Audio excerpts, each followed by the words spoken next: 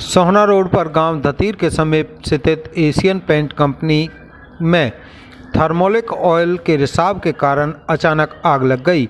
आग इतनी भयंकर थी कि काफ़ी दूर से आग की लपटें साफ दिखाई दे रही थी।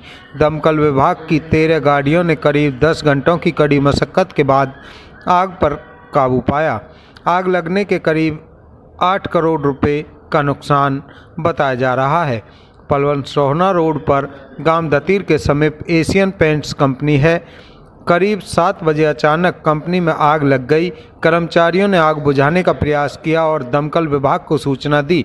सूचना मिलते ही दमकल विभाग कर्मी व पुलिस मौके पर पहुंच गई, परंतु जब तक आग विकराल रूप धारण कर चुकी थी।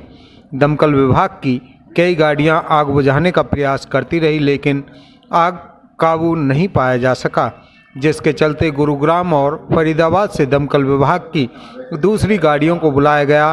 पलवल से दमकल विभाग की 6 गाड़ियां, गुरुग्राम से दमकल विभाग की 3 गाड़ियां और फरीदाबाद से दमकल विभाग की 3 गाड़ियां और नूह दमकल विभाग की गाड़ी आग बुझाने के लिए पहुंची। करीब 10 घंटे की कड़ी मशक्कत के बाद आग पर काबू पाया गया। अब पूरी तरह से आग पर काबू पा लिया गया है। बताया जा रहा है कि करीब 8 करोड़ रुपए का नुकसान हुआ है। दमकल विभाग की प्राथमिक जांच में अभी तक पता चला है कि थर्मोलिक ऑयल के रिसाव के चलते यह आग लगी। इस आग में जान माल की कोई हानि नहीं हुई है।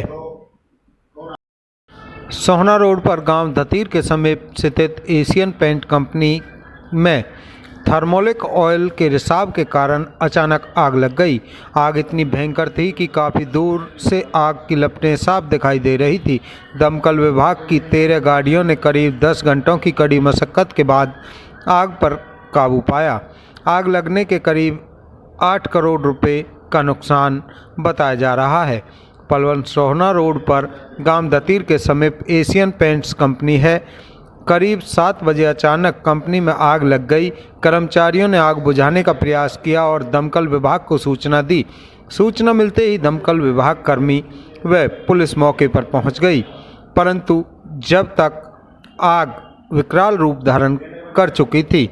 दमकल विभाग की कई गाड़ियां आग बुझाने का प्रयास करती रही, लेकिन आग काबू नहीं पाया जा सका, जिसके चलते गुरुग्राम और फरीदाबाद से दमकल विभाग की दूसरी गाड़ियों को बुलाया गया। पलवल से दमकल विभाग की 6 गाड़ियां, गुरुग्राम से दमकल विभाग की 3 गाड़ियां और फरीदाबाद से दमकल विभाग की 3 गाड़ियां और नूह दमकल विभाग की गाड़ी आग बुझाने के लिए पहुंची। करीब 10 घंटे की कड़ी मशक्कत के बाद आग पर काबू पाया गया। अब पूरी तरह से आग पर काबू पा लिया गया है।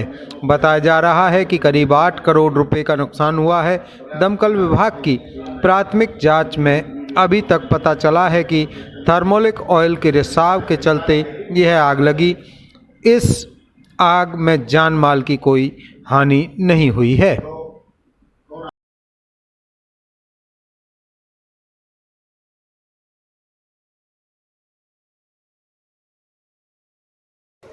शाम 7 बजे हमें जो है ना सूचना मिली थी कि वीर हाउस है जो एशियन पेंट का काम करती है, तो मेरे पास मैसेज मिला था, तो मैंने वहाँ 2 गाड़ी तुरंत भेज दी थी। फिर मैसेज मिला ही वो ज़्यादा आ गया, तो मैं भी तुरंत वहाँ चला गया था।